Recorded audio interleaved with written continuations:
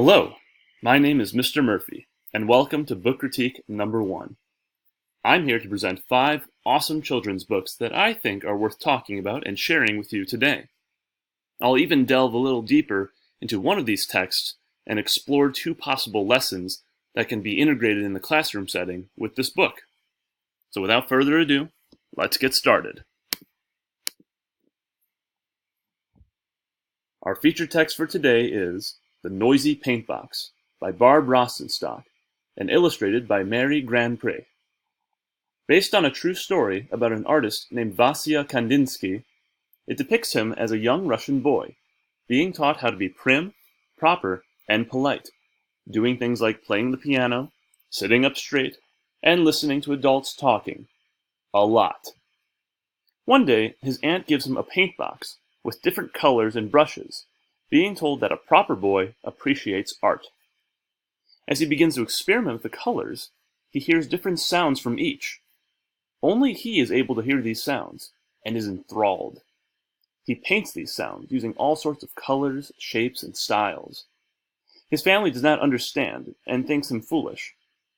Vasya grows up into the proper man his family expects, but the colors of the sounds he hears cannot be ignored any longer, and he instead decides to become a painter.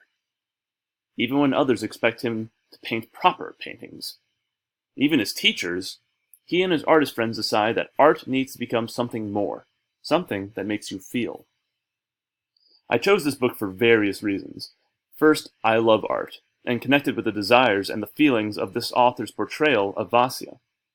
The illustrations are breathtaking, being both colorful, expressive, and staying true to the abstract art style the story is about. Children will love simply looking at all the pictures and the colors, but also learn an important lesson about being yourself and not letting others decide how to enjoy the thing that you love. So my first lesson idea is to ask my students the same question that the book asks its readers. What do you feel when you see this artwork? This lesson would be designed for 3rd grade and would have 2 parts to it. First, the class would be split into 4 groups, each with an abstract painting for them to observe. The groups would be tasked with describing the painting, telling the rest of the class what they felt from it, what they liked, what they disliked, and just what they saw in general. The second part would involve every student using the Padlet application to connect and discuss one piece of abstract art together. Padlet is great because it allows everyone to see what others think about the topic and can spark discussions on how art is interpreted. So I have a sample piece here that includes one of Kandinsky's own artworks and has the question, how does this artwork make you feel? And so all the students can leave a comment below and tell the teacher how the artwork made them feel. Padlet's very customizable, allows for things like icons or backgrounds to make the discussion stand out, and I really would recommend it with this kind of a book.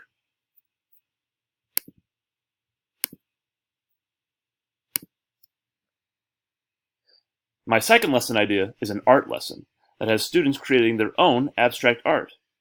They would be allowed their own choice of colors and would be able to paint it however they'd like. When the paintings are complete, each person would swap theirs with another student. Each would be tasked with writing a brief description of the other's painting, expressing their feelings on it. Would they feel the same way as the original artist, or different? This lesson would show that one simple piece of art can have numerous interpretations.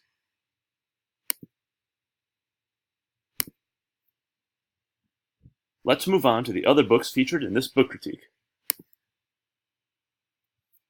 These Hands is a story about the relation between multiple generations, but also of the history of past generations. It is about a man and his grandson, telling and showing him all the wonderful things that he can do with just his hands, like tying his shoe or playing the piano. At the same time, the man refers to a time when he used his hands for other tasks during times of slavery and discrimination, not allowed to use his hands to make bread, but rather sweep and perform chores. However, the tale is a triumphant one, as the man's hands are also able to sign and protest, bringing about historical change.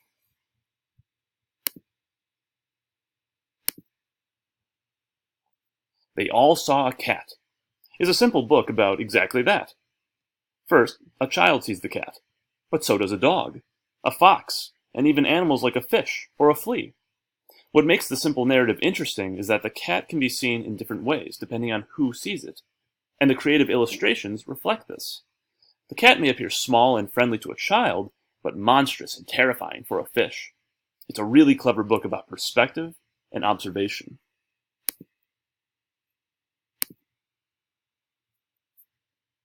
Saturday is Swimming Day is all about trying new things and overcoming fear. A little girl goes to the pool on Saturdays, but is afraid of going into the water, instead pretending to have a stomach illness, hiding in a locker, or clinging to the wall. As the weeks pass, however, the girl slowly takes new steps towards entering the water, leaving the pool's edge, and all while growing in confidence and courage, shown in beautiful watercolor illustrations.